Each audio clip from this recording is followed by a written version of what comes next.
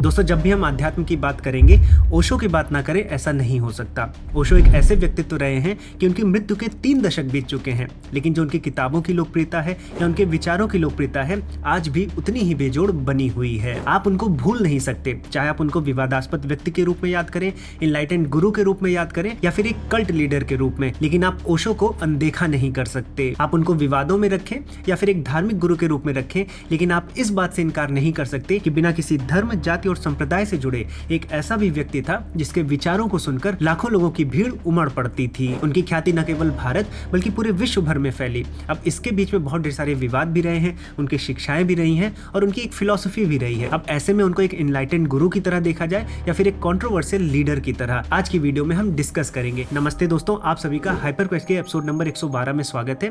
दोस्तों, आज की वीडियो में हम ओशो के जो भी सिद्धांत रहे हैं, जो भी उनके विचार रहे हैं, उनकी जो जीवन कहानी रही है वो कैसी रही है, किस तरह से वो आगे बढ़े हैं और ऐसी कौन सी बातें थी जो एक सामान्य व्यक्ति को इतना बड़ा कल्ट लीडर बना के रख दी, इन सभी चीजों को डिस्कस करेंगे। तो साथियों, बिना किसी विलंब के आज के विश्लेषण को प्रारंभ करते हैं।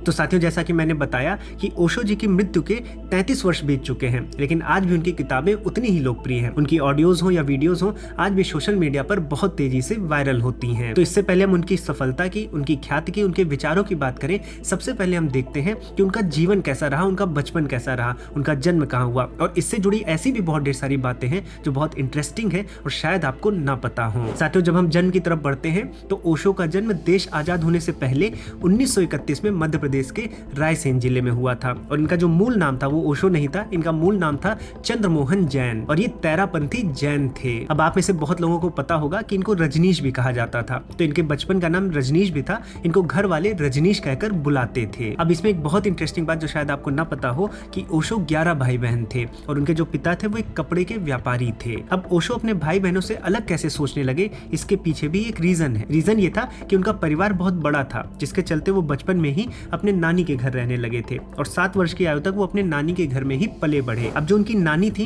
वो इतनी रूढ़िवादी नहीं थी। उन्होंने ओशो को यानी रजनीश को बहुत ढेर सारी स्वतंत्रताएं दे रखी थी जो दूसरे बच्चों को यूजुअली नहीं मिलती थी एज अ जैन। और यहाँ तक भी पता चलता है कि रजनीश जी को अगर स्कूल जाना होता था, मन होता था तो वो जाते थे, नहीं मन होता था तो नहीं जाते थे और वो घर पर ही रहकर अपनी नानी के माध्यम से बहुत ढेर सारी शिक्षाओं को ग्रहण करते थे। और खुद ओशो मानते थे कि अगर वो अपने नानी नाना के घर ना गए होते तो शायद वो कभी ओशो नहीं बन पाते। और ये बातें उनके विचारों में भी देखने को मिलती है जब वो बच्चों की बात करते हैं। वो ये कहते हैं कि बच्चों का जो लालन पोषण होना चाहिए वो स्वतंत्र रूप से होना चाहिए। उनका लालन पोषण हमेशा पेरेंट्स को नहीं करना चाहिए, क्योंकि जब एक फैमिली में रहकर बच्चा पलता बढ़ता है तो फैमिली की बहुत सी चीजें होती हैं जो बच्चे को ढोनी पड़ती हैं। जैसे फैमिली के राजनीतिक विचार हो गए, धार्मिक विचार हो गए या फिर फैमिली के पूर्वजों के जो विचार हैं वो बच्चे पर लाद दिए जाते हैं। इसलिए वो चाहते थे कि एक कम्यून हो, एक संस्था हो जहां पर बच्चों को आप भेज दें और वही उनको पाले पोषें। इससे क्या होगा कि संस्थाएं हर एक तरह के विचार को बच्चे में डालेंगी और बच्चे का संपूर्ण विकास होगा और बच्चा पारिवारिक लिमिटेशन से बच जाएगा। और रूढ़िवादी चीजों से दूर जाने के कारण उनकी तार्किक क्षमता भी बहुत बढ़ गई, क्योंकि उन्हें प्रश्न करने की स्वतंत्रता दी गई थी। इसीलिए वो हर चीज को प्रश्न करते थे और उनके पास भी जो प्रश्न आते थे उसका उत्तर ढूंढने के लिए वो उस पर समय भी दे पाते थे। इसीलिए धीरे धीरे उन्होंने हर एक विचार से अपने आप को दूर कर लिया और एक तरह से अपने आप को नास्तिक बना लिया। इसका एक एग्जाम्पल हमें ऐसे भी दिखता है कि वो आजाद हिंद फौज और राष्ट्रीय स्वयंसेवक संघ दोनों से जुड़े थे। दोनों में कुछ दिन तक कार्य किया, लेकिन फिर वो दोनों से बाहर आ गए, क्योंकि वो किसी भी विचारधारा से जुड़ना नहीं चाहते थे, स्वतंत्र रहना चाहते थे। इसीलिए वो विचारधाराओं को पीछे रखकर तार्किक बुद्धि से चीजों को समझना चाहते थे और इसी कारण से इन दोनों संस्थानों से दूर हट गए। तो ये उनके बचपन की बातें रही। अब आइए उनकी शिक्षा की बात करते हैं और किस प्रकार से उनकी आगे की यात्रा रही, इसको भी देखते हैं। अब साथियों, जो ओशो के नए विचार हैं वो हो सकता है कि जो हमारी परंपराएं हैं, जो हमारी रूढ़िवादियां हैं, पारंपरिक चीजें हैं, उनको तोड़ देना चाहते हो, लेकिन जो उनके मौलिक विचारों को आप देखेंगे वो हमें उपनिषदों और दर्शनों से ही आते दिखते हैं। ऐसा क्यों होता है? क्योंकि वो फिलोसफी के स्टूडेंट रहे हैं, तो दुनिया भर की फिलोसफीज को पढ़े हुए थे और इसीलिए ही वो एक कुशल वक्ता भी थे। अब चाहे वो कितने भी कॉन्ट्रोवर्शियल हो या फिर आइडियल व्यक्ति ना हो, लेकिन जो उनके जानने की इच्छा थी और जो इतनी चीजों को वो पढ़े थे, ये शिक्षा हमें जरूर लेनी चाहिए। मेरा भी मानना है कि बहुत ढेर सारी चीजों को हमें पढ़ना चाहिए, तभी हमारे पास डिफरेंट पर्सपेक्टिव आता है। और इसीलिए हम अपने शिक्षण ऐप पर सभी दर्शनों को पढ़ा रहे हैं। अभी हम भारतीय दर्शनों को पढ़ा रहे हैं, बाद में जो पाश्चात्य दर्शन है या फिर जो हमारी चाइनीज टाओइज्म है या फिर जापान का ज़ेन है, हम सब कुछ पढ़ेंगे वहां पर। साथ में मैं उपनिषदों को भी पढ़ा रहा हूँ। और जब से मैंने पढ़ाना शुरू किया है तब से 50,000 से भी ज्यादा विद्यार्थी इस भारतीय ज्ञान परंपरा का लाभ उठाए हैं। और साथियों, अभी आषाढ़ नवरात्रि चल रही है और उसके समापन के दिन आ रहे हैं। इसमें हमने एक सेल लाई है जिसमें आपको हर एक कोर्स पर 25% का एक्स्ट्रा डिस्काउंट मिल जाएगा। सभी कोर्सेज बहुत मेहनत से बनाए गए हैं और साथ में सभी कोर्सेज आपको लाइफ टाइम के लिए अवेलेबल कराए जाते हैं, जिसका मतलब यह है कि न केवल आप किसी भी कोर्स को कभी भी पढ़ सकते हैं, बल्कि आजीवन आप किसी भी प्रश्न को हमसे पूछ सकते हैं। तो साथियों, अगर आप किसी कोर्स में एनरोल करते हैं तो आप दुर्गा25 इस कूपन कोड को यूज करेंगे तो आपको 25% का डिस्काउंट मिल जाएगा। तो आज ही जुड़े, हमारा आपको पूरा सपोर्ट रहेगा। लिंक और डिटेल्स आपको नीचे डिस्क्रिप्शन बॉक्स और कमेंट सेक्शन में मिल जाएंगे। साथियों, अब आइए जो ओशो के नए विचार हैं, जो उनकी शिक्षाएं हैं, उनको समझते हैं। साथियों, अगर हम रजनीश जी के एकेडमिक बैकग्राउंड के बारे में बात करें तो उन्होंने 1956 में फिलॉसफी में एमए किया था और बहुत अच्छे नंबर से पास हुए थे। इसीलिए 1957 में रायपुर विश्वविद्यालय में वो फिलॉसफी के टीचर हो गए थे। अब ये पहला प्लेग्राउंड था, एक तरह से आप कह सकते हैं पहली जगह थी जहां पर वो अपने विचारों को खुली तरह से रख सकते थे। तो उन्होंने अपने छात्रों को वो विचार भी बताने प्रारंभ किए जिनको वो सब्सक्राइब करते थे, और उनके विचार बगावती विचार थे, मेन धारा से हटकर विचार थे, और धीरे धीरे ये बातें पूरे विश्वविद्यालय में फैलने लगी। तो जो विश्वविद्यालय के टॉप मैनेजमेंट था, उनको लगा कि जो रजनीश जी के विचार हैं वो नैतिकता के विरुद्ध हैं, यानी वो नैतिक मूल्यों को आघात पहुंचाएंगे, इसलिए उनका फिर स्थानांतरण कर दिया गया और फिर वो वहां से निकलकर जबलपुर विश्वविद्यालय में फिलॉसफी पढ़ाने लगे। अब ये जो घटना थी उनको पीछे नहीं ले जाती है, बल्कि उनको और आगे ले जाती है। जबलपुर विश्वविद्यालय में आने के बाद जो उनके विचार थे वो केवल विश्वविद्यालय तक सीमित न रह जाएं, ये विचार पूरे देश में पहुंचे। इसलिए वो देश के कोने कोने में जाकर भाषण देने लगे और इन भाषणों में जो रूढ़िवादी चीजें थी उनके खिलाफ वो बोलते थे, चाहे वो गांधी जी का समाजवाद हो या धार्मिक कुरीतियां हो। लेकिन इन सब के बावजूद जो ओशो यानी रजनीश जी को ज्यादा ख्याति प्रदान की वो थे उनके विचार कामुकता पर, क्योंकि देश का ये ऐसा समय था कि जहां पर कामुकता या काम वासना से संबंधित विषय टैबू होते थे। लेकिन उस समय पर अपने भाषणों पर इस ऐसे सब्जेक्ट पर जो टैबू था उस पर वो खुले विचार रखते थे, जिसके वजह से उनकी प्रसिद्धि, उनकी ख्याति बढ़ने लगी। क्योंकि बहुत ढेर सारे लोग मानने लगे कि ये सामाजिक ढांचे को बिगाड़ देंगे, ये ऐसी बातें करते अपने भाषणों में जो बिल्कुल भी शोभनीय नहीं है। और जब उनकी ख्याति बढ़ने लगी तो 1960 में उन्होंने विश्वविद्यालय को त्याग पत्र दे दिया। त्याग पत्र देने के बाद वो मुंबई की ओर चले गए और वहां पर छोटी छोटी जगहों पर वो अपने प्रवचन करते थे। उसके बाद उन्होंने जुहू चौपाटी पर प्रवचन करना शुरू किया, जहां पर हजारों लोगों की भीड़ उमड़ने लगी। अब जब उनके ऐसे विचार चारों ओर फैलने लगे तो इसी बीच उन्होंने एक पुस्तक लिखी, संभोग से समाधि तक, और ये पुस्तक बहुचर्चित पुस्तक हुई। जहां इसको बहुत ख्याति प्राप्त हुई वहां पर बहुत ढेर सारे लोगों ने इसका विरोध भी किया कि इन्होंने धर्म की जो बातें हैं उसमें सेक्सुअल चीजों को लाकर ब्लास्फेमी की है। लेकिन ओशो जी का मानना था कि जो सेक्सुअल लिबरेशन है ये सबसे अच्छा लिबरेशन है, यानी कि अगर हमें समाधि पर जाना है तो इसका रास्ता संभोग से ही प्रारंभ होता है। यानी वो संभोग को पहली सीढ़ी मानते थे और समाधि को अंतिम। और इस बात को बहुत से लोग पचा नहीं पाए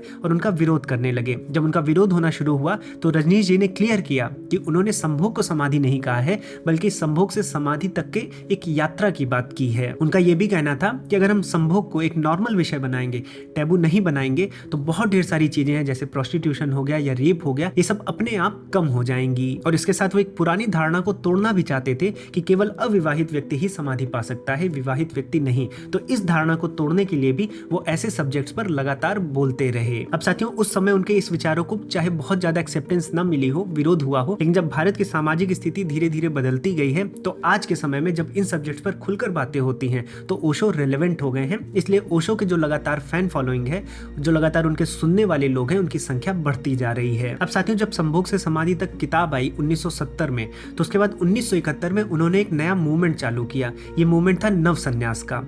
हम नव वेदांत की बात करते हैं, जैसे स्वामी विवेकानंद जी ने बात की थी नव वेदांत की, केवल फिलॉसफी नहीं होनी चाहिए, उसका जीवन में एक प्रैक्टिकल पार्ट होना चाहिए। तो उस नव वेदांत के आधार पर रजनीश ओशो जी ने नव संन्यास की बात की कि यहाँ पर कोई बंधन नहीं होना चाहिए, कि जो हम अलग अलग तरह के कार्मिक या धार्मिक बंधन लगाते हैं कि आपको अविवाहित होना है, आपको ब्रह्मचर्य का पालन करना है, आपको इस तरह से पूजा करनी है, या फिर दूसरे मजहबों पंथों में भी बहुत ढेर सारी कल्चरल रिस्ट्रिक्शंस थी, उनके थ्रू लिबरेशन की बात हो रही थी, इन विचारों को तोड़ने के लिए उन्होंने नव संन्यास को प्रारंभ किया। इस नव संन्यास मूवमेंट के कारण देश विदेश से लोग उनसे जुड़ने लगे। अब उनको लगा कि उनका एक आश्रम होना चाहिए या एक ऑर्गेनाइजेशन होनी चाहिए जिसके माध्यम से वो चीज़ों को एक कॉर्पोरेट फॉर्म में या फिर एक सुव्यवस्थित फॉर्म में आगे बढ़ा पाए। तो पहले उन्होंने मुंबई को चुना कि मुंबई उनका हब होगा, लेकिन मुंबई में जो वेदर कंडीशंस थी और उनके कारण जो उनका स्वास्थ्य की गिरावट थी उसके चलते वो पुणे में शिफ्ट हो गए। 1974 में पुणे में उन्होंने कोरेगांव पार्क में एक आश्रम स्थापित किया जो आज एक विशाल आश्रम में बदल गया है, जिसे ओशो इंटरनेशनल भी कहते हैं। और यही वो जगह थी जहां पर ओशो जी ने अपने सबसे ज्यादा प्रवचन दिए हैं। अब साथियों, हम रजनीश जी के या ओशो जी की जो कंट्रोवर्सीज रही हैं उनकी तो बात करेंगे ही, लेकिन उनके पहले हम उनकी शिक्षाओं की बात कर लेते हैं कि इनके प्रवचन में कैसी कैसी शिक्षाएं दी जाती थीं।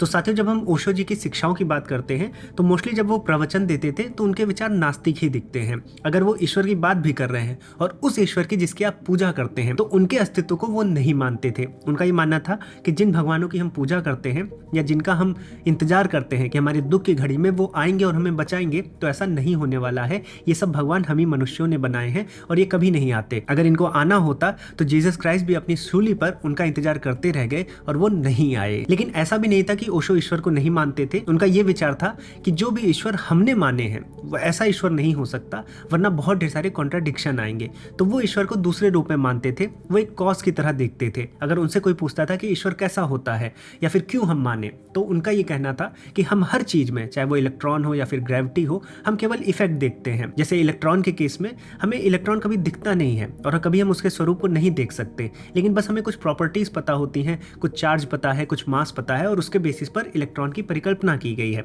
ऐसी ग्रेविटी हमें दिखती नहीं, लेकिन ग्रेविटी का इफेक्ट दिखता है, तो ग्रेविटी कॉज हुई उस चीज की। ऐसे ही भगवान का हमें पूरा इफेक्ट दिखता है, इसलिए मैं मानता हूं कि कोई ना कोई कॉज जरूर रहा होगा। तो एक कॉज के रूप में भगवान को मानते थे, ईश्वर को मानते थे, ना कि जो ईश्वर हर एक धर्म पंथ में पूजे जा रहे थे उनके अस्तित्व को नहीं मानते थे। फिर जब उनसे प्रश्न किया जाता था ब्रह्मांड की उत्पत्ति को लेकर कि इस यूनिवर्स का ओरिजिन क्या है, तो ये नहीं मानते थे कि ब्रह्मांड को किसी ने बनाया है या फिर कोई आउटर एजेंसी है जिसने ब्रह्मांड का निर्माण किया है। उनका ये मानना था कि ये जो पूरा का पूरा ब्रह्मांड है ये सेल्फ सस्टेनेबल है और ये खुद से चलता है, खुद को बनाता है। क्योंकि उनका ये मानना था कि जो ईश्वर है, अगर हम मान लेंगे कि कोई ईश्वर ने इस ब्रह्मांड को बनाया है, तो फिर उस ईश्वर को कौन बनाया है, और ये ऐसा फिर पैराडॉक्स जो है और ऐसा जो दुष्चक्र है ये चलता रहेगा। फिर यहाँ पर एक प्रश्न उठता है कि क्या कोई चीज स्वयं को बना सकती है? तो इसका उत्तर ओशो ये देते थे कि जब आप भगवान को मानते हैं कि भगवान ने ब्रह्मांड को बनाया, तो वो भगवान को फिर आप मानते हैं कि भगवान स्वयं से बने हैं। तो जब आप भगवान को स्वयं से बना मानते हैं, तो मैं ब्रह्मांड को स्वयं से बना क्यों ना मान लूं, मैं क्यों उस स्टेप को और फर्दर आगे ले जाऊं। इसलिए वो ये मानते थे कि ये जो यूनिवर्स है ये खुद से ही बनता है और खुद से ही सस्टेन रहता है। तो ये दो विचार थे उनके ईश्वर और ईश्वर की इस रचना को लेकर। अब उनके हम विचार देखते हैं सामाजिक परिस्थितियों में। अब साथियों, ओशो जी का जो अगला बहुचर्चित विचार रहा है वो रहा है विवाह को लेकर, और वो विवाह के बिल्कुल विरुद्ध थे। उनका ये मानना था कि जो विवाह होता है हर एक व्यक्ति की स्वतंत्रता को नष्ट कर देता है, इसलिए हर एक व्यक्ति को अविवाहित रहना चाहिए या फिर जो विवाहित व्यक्ति हैं उनको तलाक ले लेना चाहिए, क्योंकि उनके लिए स्वतंत्रता जो थी उसकी अल्टीमेट वैल्यू थी। इसलिए वो स्वतंत्रता जहां पर कॉम्प्रोमाइज होती थी उन चीजों का विरोध करते थे। और जब इन टॉपिक्स पर उनसे पूछा जाता था कि जब विवाह हम नहीं करें, एक मैरिज इंस्टीट्यूशन ना हो, तो हम कैसे अपने बच्चों को पाले पोसेंगे, फिर कैसे समाज आगे बढ़ेगा, तो यहाँ पर उनके वही विचार थे कि बच्चों को माता पिता ना पाले पोसें, आप बच्चे करें लेकिन विवाहित ना रहे। फैमिली के अंदर अगर बच्चा पलेगा तो फैमिली के मूल्यों के आधार पर वो बच्चा आगे बढ़ेगा, ना कि वो समाज की दूसरी चीजों को भी जानकर अपने व्यक्तित्व का विकास करेगा। इस पर वो तंज भी कसते हैं कि माता पिता अक्सर लड़ते रहते हैं और बच्चे भी उनकी ही कार्बन कॉपी बनकर समाज को दूषित करते हैं। और यहीं पर उनके कुछ कंट्रोवर्शियल विचार भी थे कि जो व्यक्ति है उसका व्यक्तित्व जो होता है बहुत यूनिक होता है, इसलिए उसे ज़्यादा से ज़्यादा लोगों से मिलना चाहिए, ज़्यादा से ज़्यादा लोगों से इंटीमेट होना चाहिए और ज़्यादा से ज़्यादा रिलेशनशिप्स को एक्सप्लोर करना चाहिए। अब साथियों, जो स्पिरिचुअल प्रैक्टिसेस होती हैं जैसे मेडिटेशन हो गया, ध्यान हो गया, इसको भी लेकर जो उनके विचार थे वो थोड़ा अलग थे। उनका ये मानना कि केवल आप ध्यान लगा रहे हैं तो सब चीज से दूर हो जाइए, ध्यान के समय में शांत रहिए, इसको भी उन्होंने रिफॉर्म कर दिया।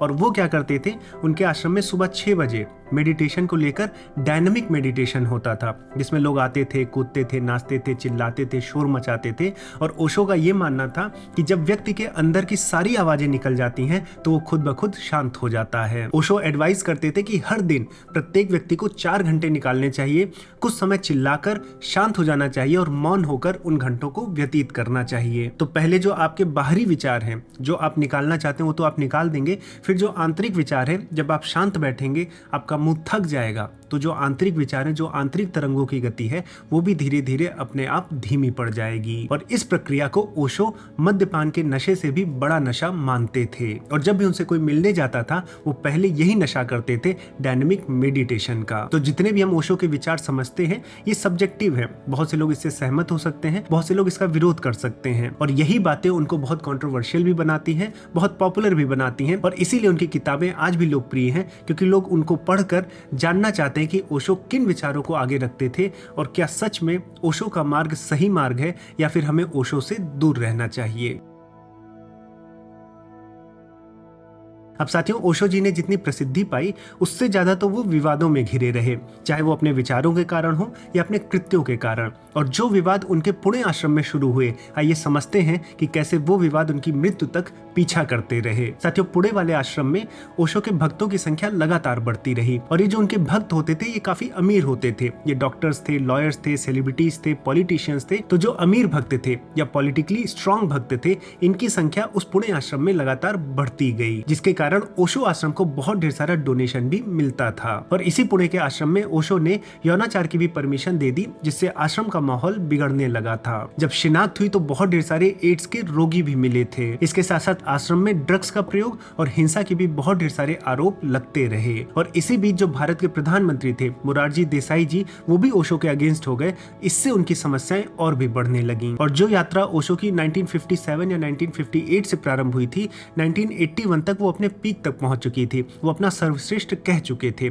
उसके बाद जो उनकी सेक्रेटरी थी माँ योग लक्ष्मी, उनको बदलकर एक नई सेक्रेटरी आई माँ आनंदशीला। और यही माँ आनंदशीला थी जिन्होंने देखा कि जब पुणे के आश्रम में कंट्रोवर्सीज बहुत बढ़ गई हैं, समस्याएं बहुत बढ़ गई हैं, तो उन्होंने पूरा का पूरा सेटअप भारत से बाहर ले जाने की एडवाइस दी थी। और चूंकि माँ आनंदशीला अमेरिका में ही पढ़ी हुई थी, उनके बहुत ढेर सारे कनेक्शन थे, तो उन्होंने वहां पर एक ओरेगॉन सिटी में वास्को काउंटी में 65,000 किलोमीटर स्क्वायर की जगह को एक्वायर किया। और मजे की बात यह है कि जो जगह थी, ये जगह पूरी की पूरी रेगिस्तान थी, लेकिन जो इनके भक्त थे, ओशो के भक्त, ये पॉलिटिकली स्ट्रांग थे, अमीर थे। उन्होंने इस पूरी रेगिस्तान वाली जगह को एक अच्छे शहर में डेवलप किया, जिसका नाम उन्होंने रजनीशपुरम रखा। और फिर 31 मई 1981 को अपनी सर्जरी के बहाने ओशो भारत से निकलते और अमेरिका जाते हैं इस जगह पर, और वहीं पर जो ओरेगॉन का आश्रम था उसी में सेटल हो जाते हैं। और फिर जो भारत के पुणे आश्रम में उनके शिष्य थे, वो भी धीरे धीरे इंडिया से निकलकर अमेरिका चले जाते हैं और वहीं पर बसने लगते हैं। और इन्हीं भक्तों की लिस्ट में एक बहुत फेमस हस्ती भी है,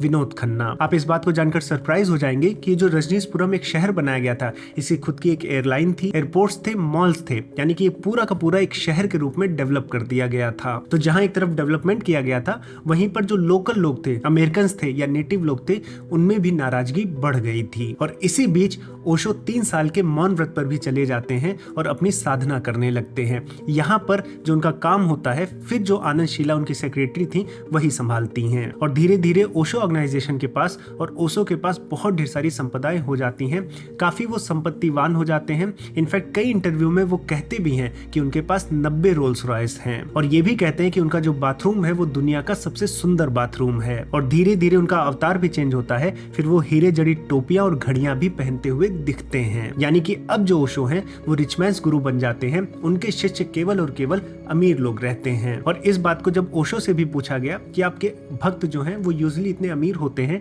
तो ओशो कहते हैं कि जब गरीबों के इतने ढेर सारे गुरु हैं तो अमीरों का भी गुरु होना चाहिए, और अगर मैं अमीरों का गुरु हूं तो इसमें क्या समस्या है। इन्हीं विचारों में उनके कैपिटलिज्म के भी विचार आगे आए। धीरे धीरे वो सोशलिज्म से बहुत दूर चले गए और कैपिटलिज्म को उन्होंने सबसे अच्छी विचारधारा बताया। वो कहते हैं कि हर एक व्यक्ति को पहले कैपिटलिस्ट होना चाहिए, पहले वो स्ट्रांग होगा तभी वो सोसाइटी के लिए कुछ कर पाएगा, इसलिए पहले कैपिटलिज्म फिर सोशलिज्म। और धीरे धीरे जो भारत में जो हमारे समाज में एक मूल विचार है कि बहुत ज्यादा पैसा कमाना अच्छी बात नहीं मानी जाती, लोगों के मन में ऐसे विचार रहते हैं, इस विचार के विरुद्ध भी ओशो बोलना प्रारंभ कर दिए। और जब उनके अमेरिकी आश्रम में लोगों की संख्या बढ़ने लगी तो अमेरिकी गवर्नमेंट का ध्यान इस आश्रम पर गया। उनको ये संदेह होने लगा कि कहीं ओशो एक कल्ट लीडर ना बन जाए जो आगे चलकर इतने बड़े हो जाएं कि उनके जो फॉलोवर्स हैं उनको ब्लाइंडली फॉलो करने लगे। और होता भी ऐसा है, जो माँ आनंद शीला रहती हैं उनकी सेक्रेटरी, वो ये सोचने लगते हैं कि चूंकि अब हमारे फॉलोअर्स की संख्या बढ़ने लगी है तो इसका क्यों ना फायदा उठाया जाए और रजनीशपुरम से एक कैंडिडेट खड़ा किया जाए जो हो सकता है कि इलेक्शन जीत जाए, जिससे अमेरिकन पॉलिटिक्स में भी उनका दबदबा बन जाए। और इस चीज को अंजाम देने के लिए उन्होंने बहुत ढेर सारे जो होमलेस लोग होते थे, जिनका कोई साथ नहीं दे रही होती थी अमेरिकन गवर्नमेंट, उनको रजनीशपुरम में लाते थे और उनको वहां पर एकोमोडेशन देते थे और उनकी वहां पर सहायता करते थे, जिससे बहुत ढेर सारे होमलेस अमेरिकन पीपल इस आश्रम से जुड़कर जब इलेक्शन में वोट देंगे तो शायद रजनीशपुरम से कोई व्यक्ति जिनके आश्रम का होगा वो इलेक्शन जीत जाएगा। लेकिन जो होमलेस पीपल थे वो मोस्टली अनस्टेबल पीपल थे। और इसी बीच में जो माँ आनंद शीला थी उन पर भी 10 से ज्यादा रेस्टोरेंट्स में फूड पॉइजनिंग का केस लगता है। यानी ऐसा बताया जाता है कि एक ड्रग होती है सॉल्मोनेला एंटेरिका, इसको उन्होंने 10 से 15 रेस्टोरेंट में बंटवाया था। साथ में जब अमेरिकन गवर्नमेंट ने इनके आश्रम में जो इलीगल एक्टिविटीज हो रही थी उन पर संदेह करते हुए एक इन्वेस्टिगेटर को भी भेजा था। एक अटॉर्नी थे चार्ल्स टर्नर, और जब चार्ल्स टर्नर रजनीशपुरम में आए तो ऐसा माना जाता है कि माँ आनंद शीला ने उनका मर्डर करने का एक अटेम्प्ट किया था। तो ये चार्जेस भी माँ आनंद शीला पर लगते हैं। और जब 3 साल बाद मौन व्रत तोड़ते हैं ओशो रजनीश, तो माँ शीला के खिलाफ वो बहुत ढेर सारी बातें जमकर करते हैं। हो सकता है वो अपने आप को माँ आनंद शीला से दूर करना चाहते हों। फिर ओशो पर बहुत ढेर सारी ज्वेलरीज और पैसा लेकर बरमुडा आइलैंड पर भागने का आरोप लगता है और फिर वहां पर उनको अरेस्ट कर लिया जाता है। अरेस्ट के बाद ओशो को 17 दिन तक जेल में रखा गया। उसके बाद 47 लाख रुपए की फाइन लगती है और इस शर्त पर बेल दी जाती है कि वो अमेरिका को हमेशा और हमेशा के लिए छोड़ देंगे। जब वो अमेरिका छोड़ रहे होते हैं तो बहुत ढेर सारे देश उन्हें शरण देने से मना कर देते हैं। लगभग 21 देश उन्हें बैन कर देते हैं। लेकिन किसी तरह से 1988 में वो भारत वापस आते हैं और जो उनका नाम चल रहा था भगवान रजनीश, अब उसको बदलने की, उनकी ब्रांडिंग को बदलने की एक प्रयास फिर से किया जाता है। और अब जो उनके शिष्य हैं उनको गौतम द बुद्धा बुलाने लगते हैं। लेकिन इस बात का कड़ा विरोध हुआ तो उनके जो अनुयायी थे, जो उनके शिष्य थे, फिर गौतम द बुद्धा ना बोलकर जोरवा द बुद्धा बुलाने लगे। लेकिन फिर उसका भी विरोध हुआ, तब जाकर उनको ओशो नाम दिया गया। एक्चुअली हाई रैंकिंग जो बुद्धिस्ट मॉन्क होते हैं उनको ओशो कहा जाता है, इसलिए रजनीश जी के जो शिष्य थे वो उनको ओशो बुलाने लगे। इसके बाद 1990 में अपने पुणे के आश्रम में रहते हुए वो 58 वर्ष की आयु में मृत्यु को प्राप्त हुए। और इसमें भी बहुत ढेर सारी मिस्ट्री है। बहुत से लोग ये मानते हैं कि जब वो अमेरिका की जेल में थे तब उनको स्लो पॉइजनिंग दी जाती थी। और बहुत से लोग ये भी थ्योरी बताते हैं कि जो उनकी बुक्स थी या बहुत ढेर सारे वर्क्स थे जो उनकी रॉयल्टीज आती थी, उसके लालच में बहुत से लोगों ने उनकी हत्या कर दी। लेकिन ये केस आज भी मुंबई हाई कोर्ट में चल रहा है। अब साथियों, ओशो के आज भी बहुत ढेर सारे अनुयायी हैं, बहुत ढेर सारे विरोधी भी हैं। बहुत लोगों का जीवन ओशो के विचारधाराओं से बदला भी है और बहुत लोगों के लिए एक बहुत बड़ा धोखा भी था। कुछ भी हुआ हो, इसमें दोनों पहलू हैं। लेकिन हम इस बात से इनकार नहीं कर सकते कि आज 33-34 वर्ष हो गए उनकी मृत्यु के, लेकिन उनकी किताबें आज भी उतनी लोकप्रिय ही हैं, आज भी बेस्ट सेलर्स हैं, आज भी उनके विचारों को पढ़ा जाता है। तो जब भी हम आध्यात्म की बात करेंगे, जब भी हम स्वतंत्र विचारों की बात करेंगे, तो ओशो की बात ना करें, ऐसा नहीं होगा। और ओशो की जो स्मारक है उनकी मृत्यु के बाद, उस पर भी क्या लिखा गया है कि ओशो ना तो कभी जिए और ना तो कभी मरे, बस उन्होंने 1931 से 1990 तक पृथ्वी पर एक जीवन यात्रा की, जो कि सत्य भी लगता है। साथियों, अगर आपको वीडियो पसंद आई है तो लाइक बटन पर जरूर क्लिक करें और हमें कमेंट सेक्शन में बताएं कि और भी ऐसे कौन से व्यक्तित्व हैं जिन पर हमें वीडियो करनी चाहिए। अगर आपने चैनल को सब्सक्राइब नहीं किया है तो चैनल को भी सब्सक्राइब कर लें, क्योंकि हम लोग इसी तरह से फिलॉसफी, धर्म, इतिहास और हमारे विज्ञान से जुड़ी बहुत ढेर सारी वीडियोस लाते रहते हैं। साथ में अगर आपको भारतीय दर्शनों को पढ़ना है, उपनिषदों का ज्ञान लेना है, जिस पर ओशो अपने विचार रखते थे, अपनी पुस्तकों में बात करते थे, तो आप हमारे शिक्षण ऐप से जुड़ सकते हैं। वहां पर हम उपनिषदों को, दर्शनों को, संस्कृत भाषा को बहुत ही आसान तरीके से सिखाते हैं। तो इसी के साथ इस वीडियो को यहीं पर दूंगा विराम। अब मैं मिलूंगा नए टॉपिक के साथ नई वीडियो में। तब तक के लिए जय श्री राम।